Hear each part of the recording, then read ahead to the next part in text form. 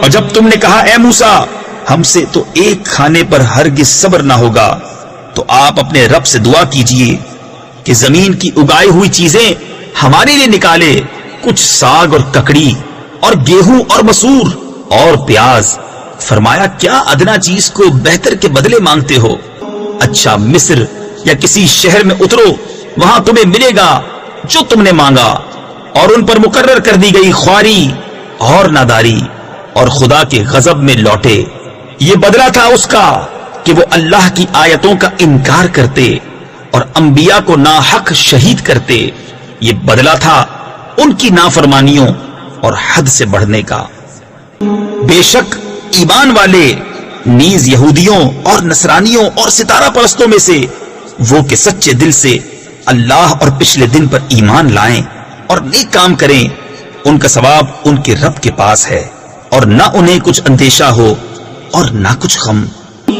اور جب ہم نے تم سے عہد لیا اور تم پر طور کو اونچا کیا، لو جو کچھ ہم تم کو دیتے ہیں زور سے، اور اس کے مضمون یاد کرو اس امید پر کہ تمہیں پرہیزگاری ملے۔ پھر اس کے بعد تم پھر گئے، تو اگر اللہ کا فضل اور اس کی رحمت تم پر نہ ہوتی تو تم ٹوٹے یعنی نقصان والوں میں ہو جاتے۔ اور بے شک ضرور تمہیں معلوم ہے تم میں کہ وہ جنہوں نے ہفتہ میں سرکشی کی تو ہم نے ان سے فرمایا کہ ہو جاؤ، بندر دھتکارے ہوئے۔ تو ہم نے اس بستی کا یہ واقعہ اس کے آگے اور پیچھے والوں کے لیے عبرت کر دیا اور پرہیزگاروں کے لیے نصیحت۔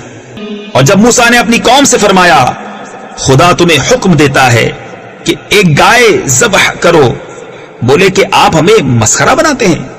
فرمایا خدا کی پناہ کہ میں جاہلوں سے ہوں۔ بولے اپنے رب سے دعا کیجئے کہ وہ ہمیں بتا دے گائے کیسی ہے۔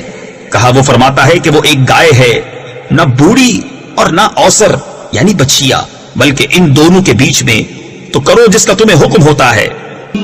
بولے اپنے رب سے دعا کیجئے ہمیں بتا دے اس کا رنگ کیا ہے۔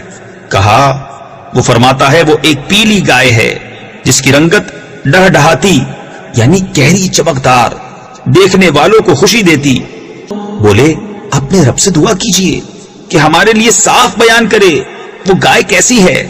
بے شک گایوں میں ہم کو شبہ پڑ گیا، اور اللہ چاہے تو ہم راہ پا جائیں گے۔ کہا وہ فرماتا ہے کہ وہ ایک گائے ہے جس سے خدمت نہیں لی جاتی کہ زمین جوتے اور نہ کھیتی کو پانی دے، بے عیب ہے جس میں کوئی داغ نہیں۔ بولے اب آپ ٹھیک بات لائے، تو اسے ذبح کیا، اور ذبح کرتے معلوم نہ ہوتے تھے۔